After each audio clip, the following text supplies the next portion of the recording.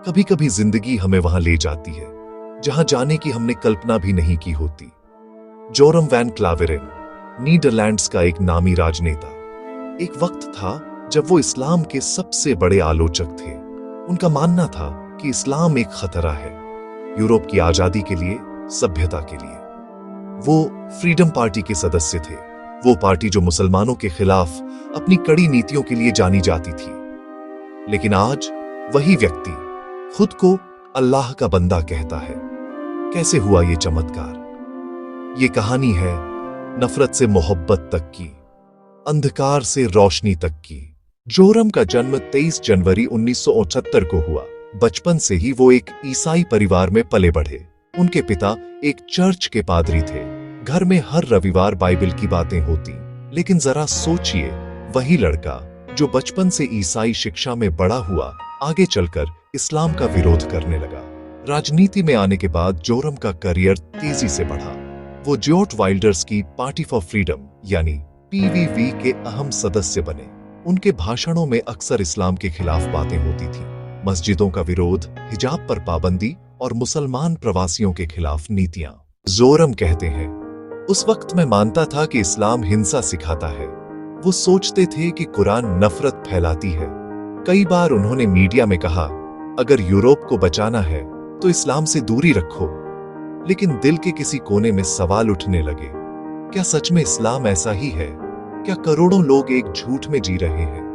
वो सोचने लगे, अगर मैं इस्लाम के खिलाफ हूं तो मुझे इसे समझना चाहिए। और यहीं से शुरू हुई एक ऐसी यात्रा जिसने उनकी जिंदगी बदल दी। 2014 में जोरम ने राजनीति छोड़ दी। उन्होंने तय किया कि अब वो एक किताब लिखेंगे। किताब का नाम होने वाला था अगेंस्ट इस्लाम, इस्लाम के खिलाफ। मकसद था इस्लाम की बुनियाद को झूठ साबित करना। वो कुरान पढ़ने लगे, पहले विरोध में, लेकिन धीरे धीरे हर आयत ने उनके दिल को झकझोर दिया। उन्हें लगा कि जो बात मीडिया बताती है वो सच नहीं है। कुरान में तो शांति है, न्याय है, इंसाफ है। वो कहते हैं, मैंने कुरान पढ़ना शुरू किया गलत साबित करने के लिए, लेकिन हर पन्ना मुझे सही दिशा दिखा रहा था। जोरम ने इस्लामिक विद्वानों से बातचीत शुरू की। वो रात रात भर रिसर्च करते रहे, कभी बाइबल से तुलना करते, कभी कुरान से। उन्हें महसूस हुआ कि ईसाई धर्म में कई सवालों के जवाब नहीं हैं जो उन्हें इस्लाम में मिल रहे थे। एक रात उन्होंने कहा, मैंने 2 रातें बिना सोए गुजारी क्योंकि मेरे अंदर एक तूफान चल रहा था। क्या मैं वही किताब लिख रहा हूं जो मुझे खुद बदल रही है? और फिर 2018 का वो दिन आया जब जोरम ने कलम नीचे रखी और कहा, अब मैं किताब पूरी नहीं कर सकता, क्योंकि अब वो इस्लाम के खिलाफ नहीं बल्कि उसके हक में थे। उन्होंने शहादा पढ़ी, ला इलाहा इल्लल्लाह मुहम्मदुर रसूलुल्लाह। उस पल उनकी आंखों से आंसू झर रहे थे। उन्होंने कहा, अब मुझे सुकून मिल गया है। उन्होंने अपनी किताब का नाम बदल दिया। अब उसका नाम था अपोस्टेट, यानी वो जिसने सच्चाई पाली।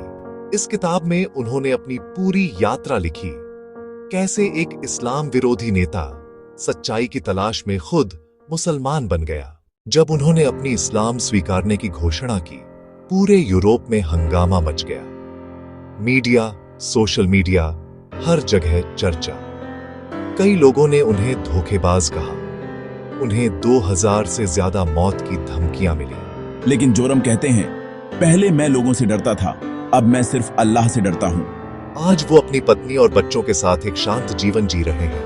वो कहते हैं, मैंने इस्लाम में वो पाया जो पूरी जिंदगी कहीं नहीं मिला, सुकून, यकीन और एक मकसद। जोरम वैन क्लावेरेन की कहानी हमें ये सिखाती है कि सच की तलाश में अगर नीयत साफ हो तो रास्ता खुद ब खुद खुल जाता है। कभी कभी अल्लाह सबसे अंधेरे रास्तों से ही अपने बंदे को रोशनी तक पहुंचाता है। अगर आप भी सच्चाई की तलाश में हैं तो सिर्फ सुनिए नहीं, खुद जानिए, खुद पढ़िए, क्योंकि सच कभी छुपता नहीं। इस वीडियो को शेयर करें ताकि और लोग भी इस हकीकत से वाकिफ हो सके। Islam, journey to faith.